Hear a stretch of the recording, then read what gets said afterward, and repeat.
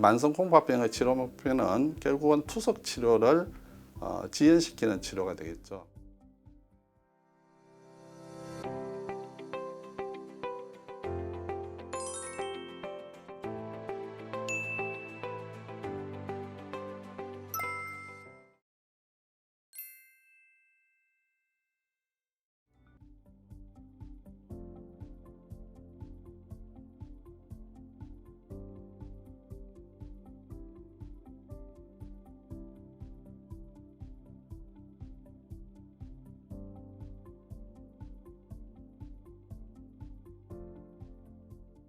만성 콩팥병이라는 것은 콩팥 기능이 떨어져 있는 경우에 만성 콩팥병을 의심을 할 수 있습니다. 그런데 만성 콩팥병의 진단 기준이 있습니다.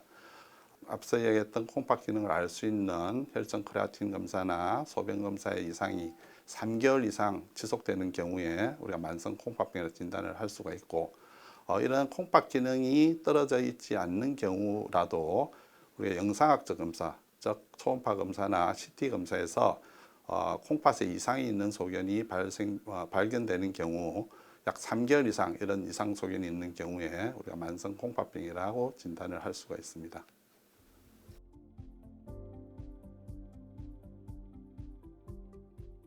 만성 콩팥병의 원인의 가장 중요한 많은 원인은 당뇨병입니다. 국내에서 당뇨 환자가 굉장히 지금 많이 기하급수적으로 늘어나고 있는데, 이런 당뇨병의 환자 중에서 약 40% 정도가 만성 콩팥병으로 진행을 하게 됩니다. 그래서 우리나라에서 국내에서 가장 많은 만성 콩팥병의 원인은 당뇨이며, 두 번째는 고혈압, 그리고 세 번째는 만성 사구체 신염 등이 순서대로 원인이 되겠습니다.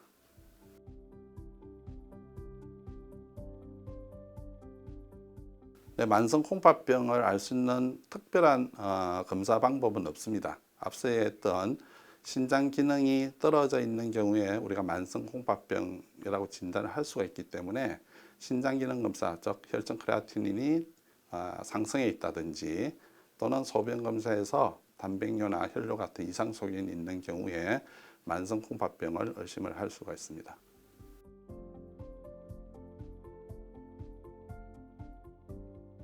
만성 콩팥병의 합병증은 첫 번째로 가장 중요한 것이 빈혈이 있습니다.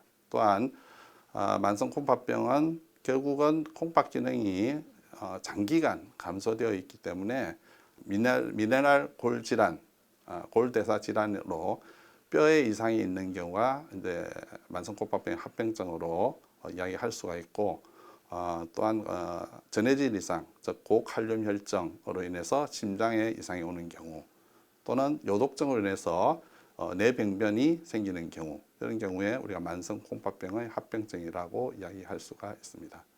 이런 합병증에 대한 치료는 각각에 대한 치료가 필요합니다. 즉 빈혈에 대해서는 우리가 조혈 호르몬이라는 주사를 맞아야 되고, 전해질 이상, 즉 고칼륨 혈증인 경우에는 고칼륨 혈증을 줄일 수 있는 식이요법이 필요합니다. 또한 이제 부종일 경우에는 저염식이나 이뇨제를 통해서 우리가 부종을 해결을 해야 되고, 요독 증상이 발생하는 경우에는 결국은 투석이라는 치료가 필요할 수가 있습니다.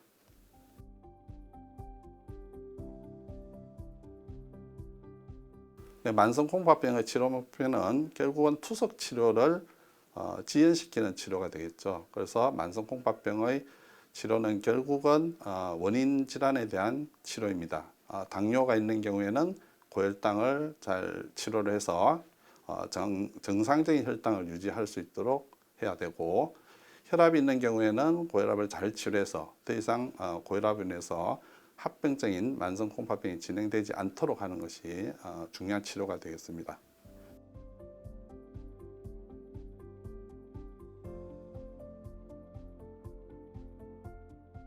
만성 콩팥병 예방은 정기적으로 본인의 신장 기능을 검사를 해서 정상인지 혹은 이상이 있는지를 확인하는 것이 가장 중요한 예방 방법이 되겠고, 당뇨나 고혈압이 있는 경우에는 정기적으로 신장 기능을 자주 검사를 해서 혹시 신장 기능이 떨어지고 있지 않나를 알아보는 것이 예방 방법이라 할 수가 있겠습니다.